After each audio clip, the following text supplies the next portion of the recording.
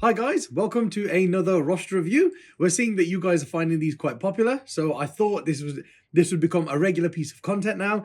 So every Tuesday you'll be getting one of these from now on. And I decided today to do Lee's Space Wolves list. So we did a GT this past weekend here at the Glass House in Telford. If you'd like to come to any of our tournaments for the rest of the year have gone up on our website, www.glasshammergaming.co.uk/events, and you can purchase tickets for them now. If you live in the UK somewhere, more than welcome to come down, and I'm sure you'll enjoy yourself. So we ran a GT, and no surprise, Drukhari was here in bunches. There were loads of Drukhari players. First place was Drukhari. Third place and fourth place were also Drukhari. And breaking the trend was Lee with his Space Wolves. He actually beat Drukhari in the final round to come second. So let's have a look at his list. So first of all, let's just walk you through what's actually in the list. It starts off, it's all one Space Wolves battalion detachment. Now that's really handy because there are lots of stratagems that Space Wolves really like to use, especially the units that he's got in this army. And for that reason, just having one battalion as the whole army is really good because you don't spend any CPs on detachments then. So you will have noticed if you watch our battle reports and stuff like that at the moment, because David and myself have been using Space Wolves quite a lot. We didn't think that the troops were that valuable in there, and we've been actually, because of that reason, we didn't paint any, and we've been running an Outrider and a Vanguard, and of course nothing is free there, so you go straight down to 6 CPs, and after you bought a few Warlord traits and relics, when you start with 3 or 4 CPs, you've got to be really selective about what stratagems you can do in the game, and it lessens your abilities to pull tricks on people. But in this list, Lee's taken one Space Wolf battalion, so he starts with 12 CP. So even if he buys a couple of extra Warlord traits and relics, he's going to have 10 CP or 9 CP at the start of the game. And when he's gaining one every turn, he's going to have a bucket ton of tricks that he can pull out, or just, powerful strats that he can use throughout the game that's just going to make his opponent think twice. So that's the first great thing, is it all fits into one detachment, and a free detachment at that. Then it starts off, we've got 3 HQs. First of all, we've got Bjorn. Bjorn is super tough, durable. He's toughness 8. He's got a 5-up feel no pain. He reduces damage by 1 because he's still a dreadnought. And he has a multi-melter. Now, we've been finding, actually, like, I've been using him, David's been using him, and even Dan's been using Bjorn a little bit in games, and we all have come to the same conclusion that his multi-melter is amazing because it hits on 2s, and of course, it's a multi-melter, so it does a lot of damage, and the worst thing is you can't shoot him back because he's a character, so he's like hiding in the middle of your army, and it's hard to get rid of him because he's just shooting you with this multi-melter and you can't target him back.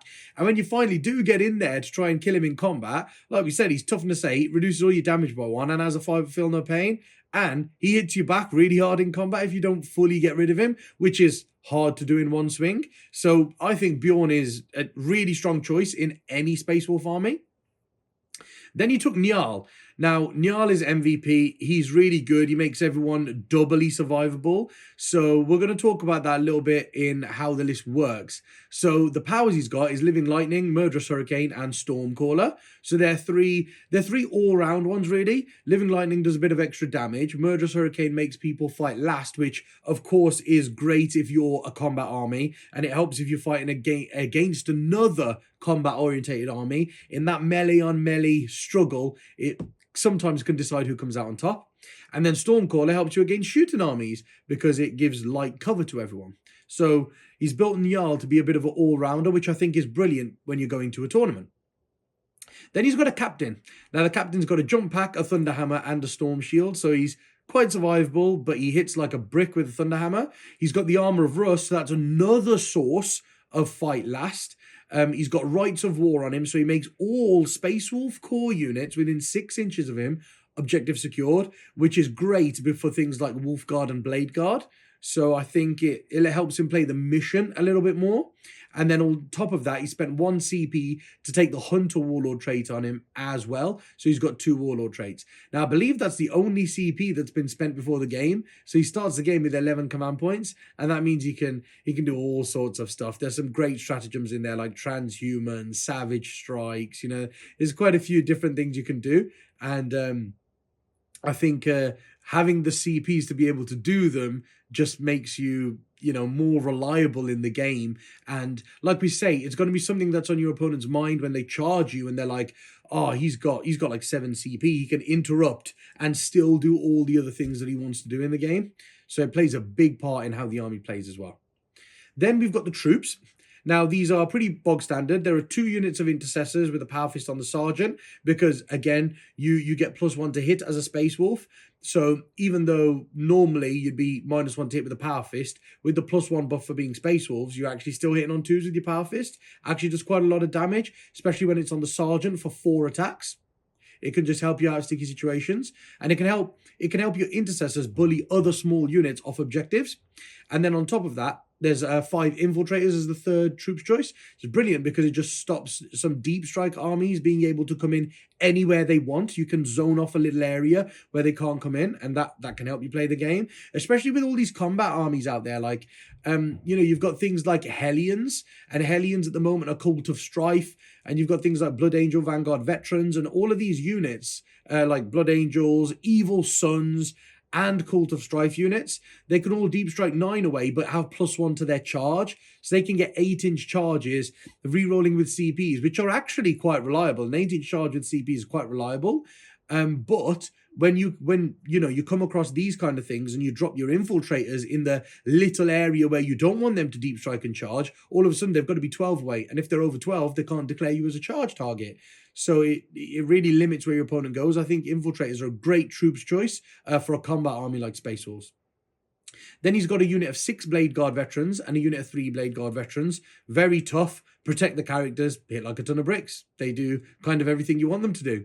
Then we've got the Dreadnought galore. We have Murderfang, who's another character like Bjorn, can't be targeted. And when Murderfang gets there, he kicks the hell out of stuff because he's got 8 attacks and he hits on 2s, and then he's got full rerolls to wound as well, and he's flat 3 damage. He's just definitely worth the 150 points you pay for him. Then there is a Leviathan Dreadnought in there. Now, this is for a bit of range threat. Having 2 storm cannons on him can really help. So that gives you 16 shots that are flat 2 damage, strength 7 and flat 2 damage. So 2 storm cannons is brilliant. The only downside to Leviathan now is that he hits on 3s. Instead of hitting on 2s, he now hits on 3s. And he's not core anymore, so you can't reroll 1s on him. He just hits on 3s. Then there's a Venerable Dreadnought. And the Venerable Dreadnought's quite nice. It's got a Blizzard Shield and a Fenrisian Great Axe. Personally, I think a Wolfen Dreadnought is better than a Venerable Dreadnought. But I think Lee was saying, when we were talking to him in the tournament, when he came up against a Wolfen Dreadnought, he was like, oh, the Wolfen Dreadnought can't hold objectives, can it? And we were like, oh, yeah, it can. And he was like, oh, but they can't do actions. And we were like, oh, yeah, actions are like the secondaries, like doing actions. And he was like, oh, he thought that you couldn't hold objectives with Wolfen Dreadnoughts. That's why he didn't take one, and he took the Venerable Dreadnought instead. Now, he's only 20 points more, and of course, he doesn't like... I don't think he hits as hard as a Wolfen Dreadnought, but he's still a really nice threat in the army, and with a Fenrisian Great Axe, he can hit hard, and he can do a lot of damage. Then, for the final elite slot there, for the 6th elite slot, we've got 5 Wolfguard with Jump Pack, Storm Shields, and Lightning Claws. Wolfguard are just incredible. There are some strats that you can put on them, which we'll talk about in the How It Works section to make them even better than they already are, but they're just amazing value for their points. Then in fast attack, he's got 2 Cyberwolves, 1 Cyberwolf, and 1 Cyberwolf. Anybody that's been watching our live streams and battle reports will know that the Cyber Pups are like MVPs in the army. And then there's a unit of 3 Eradicators to nicely round it off in the heavy support bit and give some range support. So that's what's in the actual list. Let's have a look at how it all works and the buffs that you can put on it. So, how the list works. First of all, Niall. Let's talk about Niall a little bit in there, because Niall makes the units that are in the army that are already tough to shift even harder to shift. Now, he does that by casting Stormcaller. Now, if you cast Stormcaller, then all friendly Space Wolves units, not even just core, all friendly Space Wolves units within 6 inches of him get the benefits of light cover. Now, that affects even things like Dreadnoughts, the Leviathan, the Blade Guard, the Wolf Guard. All of them get +1 save. Now, when you've got things like Blade Guard and Wolf Guard who have got 2 up saves because they're Storm Shields, then get +1 for having light cover. They've got 1 up saves when they're standing out in the open. And then what you do is, once you've successfully cast that power, you can pay 2 CPs to use the Cloaked by the Storm stratagem, and it also makes everybody within 6 inches -1 to hit.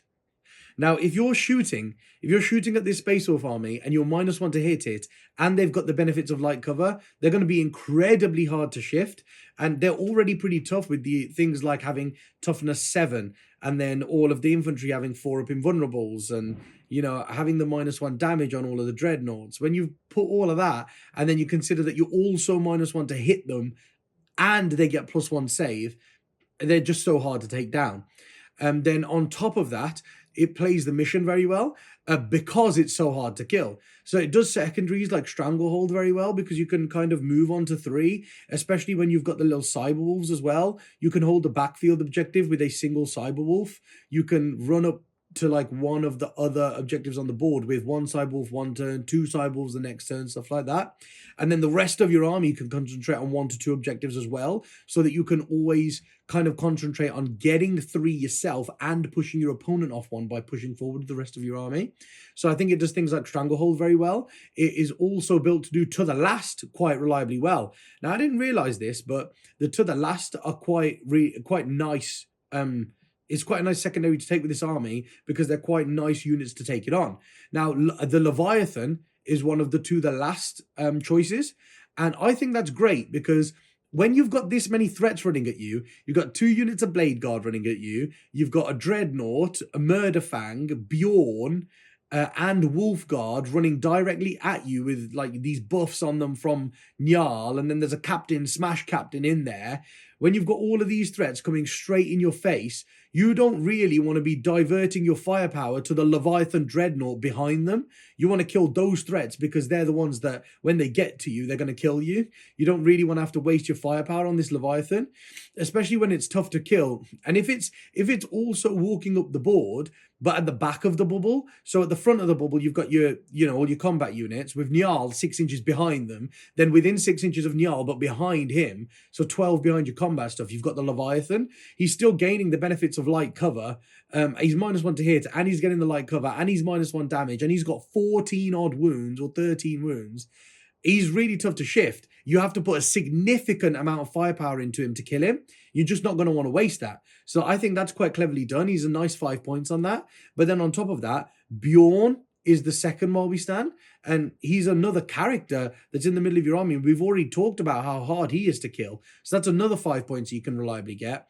Unfortunately, the last one is 6 Blade Guard. Now, they can be tough to kill because of the, the whole having a 1-up save, being -1 to hit and having a 1-up save, 3 wounds each, but then also you can use transhuman physiology on them for 2 CPs, and that's quite nice as well because you can make them only be wounded on 4s, even against like high strength weapons. So having all of those buffs on top of each other, I mean, the Blade Guard are quite tough to kill as well. It means that if somebody wants to take those 5 points off you, because, being realistic, you're probably looking for about 10 points onto the last here. I don't think the Blade Guard should survive to the end of the game, but if your opponent wants to ensure that they kill them, again, a lot of firepower has to go into them if you use transhuman on them and have them near Njal. They're just not going to go down to something small.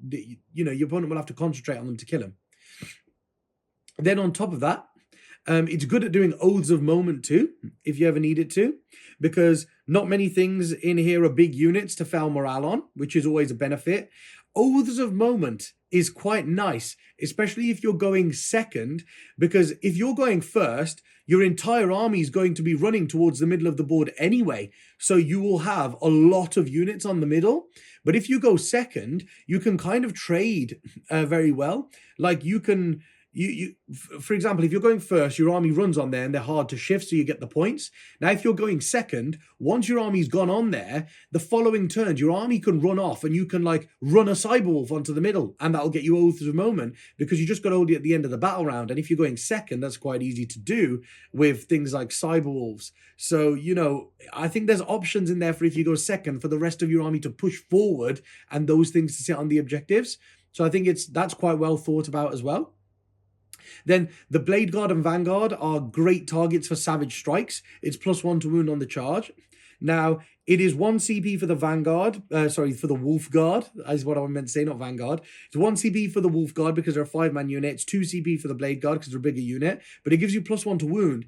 Now, Blade Guard that are already strength 5 with a bucket tons of attacks, -3/2 damage, putting it on them and giving them, you know, +1 to wound at strength 5, it can mean that against other Marines, and especially things like Drakari, wounding on 2s against a lot of the targets is really good in the meta right now. Then Relentless Assault is a brilliant stratagem as well to, again, use on those kind of units. You can just use it when a Space Wolf unit from your army consolidates, and they can consolidate an additional 3 inches. It's great because it catches people out, and you can tag units they weren't expecting you to tag. And in the same manner, Countercharge is great because especially if you're trying to do things like Stranglehold, you're going to be on like 3 objectives at the end of your turn. Now, your opponent will try to shift you off those so that they can, you know, deny you some primaries. But if they try and do that, you can use Countercharge, and basically it's a heroic intervention of 6 inches for 1 unit in your army, which is just brilliant. You know, any unit that's on the objective, if they try to come onto the other side of the objective with something obsec, like fast-moving obsec like Guardsman, and they try and pinch that objective off you, you can just go, right, Countercharge, I'm going to heroically intervene 6 inches and just butcher that unit, and it's still my objective. And you'll throw people off their game like that because they will have expected you to get 5 less primaries that turn, and actually you'll spring that on them and you'll get the same points that you meant to get. So that's really cool. Then on top of that, Bestial Nature for activating the Assault Doctrine is again amazing for Blade Guard and Wolf Guard, because if you put them in the Assault Doctrine, they get exploding 6s to hit as well, which is their like super buff. With the amount of attacks they get, when you can run Bjorn next to them to give them reroll 1s to hit, and they're hitting on 2s because they get +1 for charging for being Space Wolves, hitting on 2s, rerolling 1s normally gets you all hits. Now, if you're exploding 6s on top of that, you should get more hits than you have attacks. So that's a brilliant strat. Then Keen Senses is great as well, because it's for combat units. If they're charging through woods and stuff like that, they can ignore the penalties. They can, if units are -1 to hit, they can ignore the penalty for -1 to hit to them and just butcher them in combat. But the brilliant thing is, this really helps. The last thing that we want to talk about in the army is the Eradicators. It really helps the Eradicators because they can come on from reserve and they can ignore ballistic skill modifiers and hit roll modifiers as well. So if they want to shoot something like Mortarion, who can be -1 to hit with miasma, they can just go, nope, we ignore that. We're going to hit you on 3s anyway. So that's how the list kind of works, in the way that it holds the board, is tough to shift, and it can punch you in the face if you get too close to it. And there's some shooting threats in there too. And it's well thought about the secondary. So there's quite a lot in there. And it seems like, oh yeah, this is getting stronger and stronger and stronger as you talk about it. So let's have a look at how we can look at tackling Lee's Space Wolf list. So we've looked at how that all works. Let's have a quick look at how we're going to tackle it. So first of all, I think the most important thing to say is -3 weaponry is the most efficient weaponry against this army, because like we're saying, the light cover that you're going to get from Stormcaller, which is probably going to go off every turn. Now, if you think about it, pardon me, Stormcaller is cast on a 6, but Niall gets +1 to cast. So he's going to cast that on a 5+, and that is the most important power to cast there. So you will use a CP reroll on that. So that will pretty much always go off. And that means the entire army will have light cover. So for that exact reason, -3 AP or -2 AP with the ignores benefits of cover rule. Those are the most efficient against it, because you don't want to be any more AP than that, because that AP already would put units in this army on their invulnerable saves.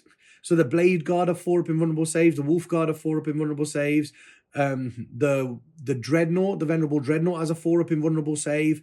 It's just Bjorn and Murderfang that don't, but they can't be targeted. So the things that you want to target and kill that are protecting the characters and that will butcher you when they get there have got 1-up saves and 4-up invulnerables. So -3 weaponry or -2 with ignores cover will put them in those invulnerables. And the reason why they don't like that weaponry is because they go from being uber tough and survivable to having 50-50% chance of passing their save. So half of all wounds caused will go straight through. So I think that's the most optimized weaponry to use if you're going to face them. Next thing to say is hordes can play against this very well quite generically, because there aren't very many things in this tool to kill hordes. And I think that's on purpose, because there aren't very many hordes in the meta right now. But for example, if this was to play into like a horde of Tyranids, the hardest unit in this list for Tyranids to deal with would be the Wolf Guard with the Lightning Claws, but there is only one unit of 5 of them, and most Tyranid lists will have something like Hive Guard in, and I think that would be the optimal target. Even though there's other things in there that you might want to kill with the Hive Guard, I think if you were to put them into things like the Wolf Guard first to get rid of them, that gets rid of the threat to your Horde, because the Lightning Claw is the best threat to the Horde. Same with Orcs, you've got things like Burner Bombers. Now, that would be the perfect target. If you ran over and bombed the Wolf Guard unit, you'd do 3 mortal wounds-ish, so you'd kill 1.5. Then you could use Flying Headbutt and explode your own plane and kill another 1.5, and they're down to having 2 guys with Lightning Claws in the army. And I think that, again, would help that Horde. So loads of Hordes have got... I think that's the brilliant thing about Hordes at the moment. They've all got tools that can kill 1 or 2 elite units in your opponent's army. So if you take a Horde and you concentrate on killing the Lightning Claw unit, there won't be very many threats back to you. So I think that's a brilliant way of playing against them too.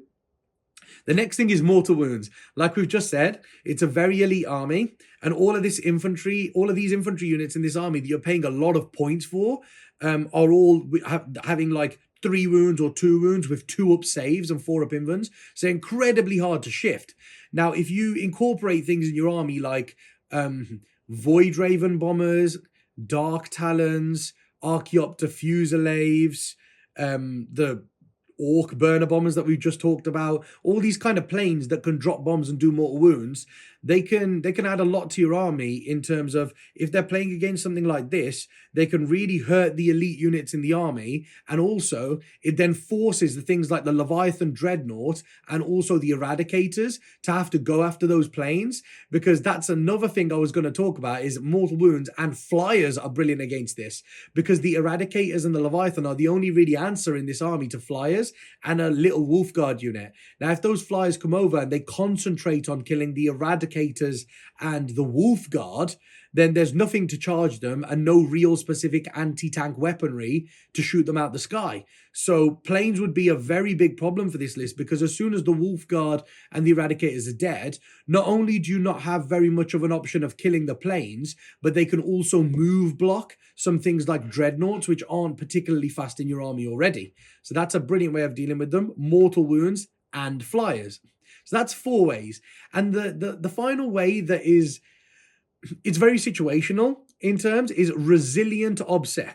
So because you would need to stand toe-to-toe to them. Because if you, like we said before, if you try to use fast-moving OBSEC units, they're normally quite easy to pick up, like Guardsmen or 3 Ravenwing Bikers and stuff like that. These units that can go really fast onto objectives and just steal up primaries off your opponent, they won't work against this list because they can heroically intervene with the countercharge stratagem. So if you try and jump on their objectives with something weak and fast for OBSEC, they'll heroically intervene into you, and, you know, like Wolf Guard or Blade Guard, or even if a character does it, because they can use that strat for free, like Murderfang, if he heroically intervenes into a little unit that's cheap chaff unit, he's just going to pick them up, no questions asked, and you will have lost like 5 points that you thought you were going to deny your opponent. You will have lost the ability to do that. So for that reason, I think if you're going to take OBSEC against this, it's got to be Resilient OBSEC. Something like blobs of 20 Necron Warriors, where they might be able to kill 15, 16 in a turn, but after 6 or 7 of them reanimate and you've got 11 left and your objective secured, you'll then reliably be able to hold objectives against an army like this. So that's how I would go about tackling it. The final thing we're going to talk about today is any modifications we could make to slightly improve the list. So the final thing that we're going to look at today, guys, is modifications. How can we modify the list? Now, it's not necessarily to make the list better. It's just so that we can look at some alternatives on playing it slightly differently. So the first thing is the Blade Guard unit. So they're 3 and 6. Now, I think the 3 would benefit slightly more from being like a 4 or 5 man unit. Because like more resilience, more attacks and stuff like that. But also the 6-man unit would benefit a lot more from dropping down 1 to a 5-man unit. Now, yeah, you lose a couple of attacks, you lose 3 wounds from the unit. But I think what you would do is, instead of 6 and 3, you would move 1 Blade Guard across from the 6 unit to the 3 and run them as a unit of 5 and 4. Now, the reason why you want 5-man units and 4-man units instead of a 6-man unit is the strats. So, Transhuman and Savage Strikes, both stratagems, cost 2 CP if your unit is bigger than 5 models, but only 1 CP if your unit is 5 models or less. So for a 5-man unit of Blade Guard veterans, every time you use one of those strats, you save a CP. I think that's massive for the overall functionality of the list, because those are the kind of stratagems you want to be using every single turn. Now, you know, there's 5 turns in the game. If you start with 11 CPs and there are 2 each, you're never going to be able to get through as many as you want to and still be able to do things like interrupt, you know, with the counter-offensive stratagem. So, and also do Cloaked by the Storm for 2 CPs as well. But if they're only 1 CP each, then you'll quite comfortably get through the whole game doing anything that you want to do.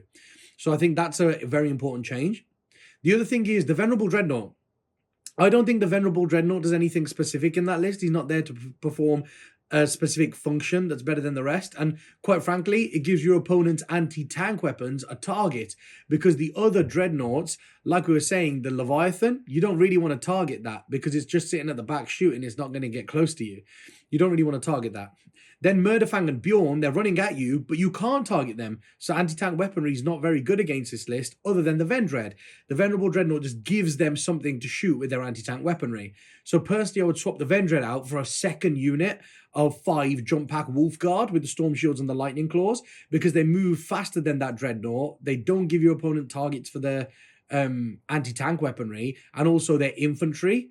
So they're more all-round, they move faster, and they're infantry. So they can move through walls, they can charge through walls, the Dreadnought has to go round, they're faster than him, and they're going through walls. So they're just better in general, and they get a bucket ton more attacks, and of course they've got 1-up saves and Lightning Claws, so I think they're a better choice. So I would swap the Vendread out for a second unit of 5 Wolf Guard. And the final thing, this is just like a small tweak. So personally, I don't think the unit of 2 Cybwolves needs to be a 2-man unit. I would personally drop 1 Cybwolf and just have 1/1/1.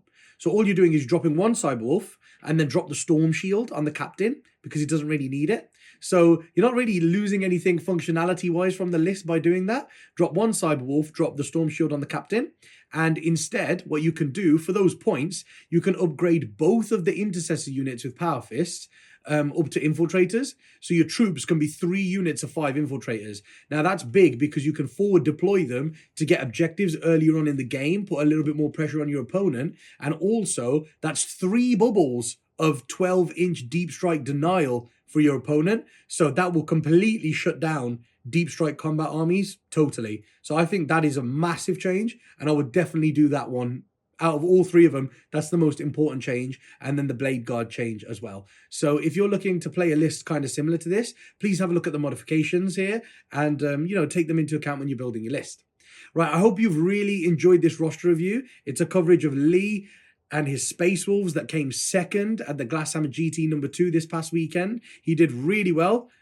Well done, Lee. And if you enjoy these roster reviews, use the link below to submit your own roster, and maybe that will get reviewed. And remember, if you want more content like this and you would like amazing discounts on all of our store, head over to glasshammergaming.co.uk and join the elite. And until next week, guys, I'll see you later.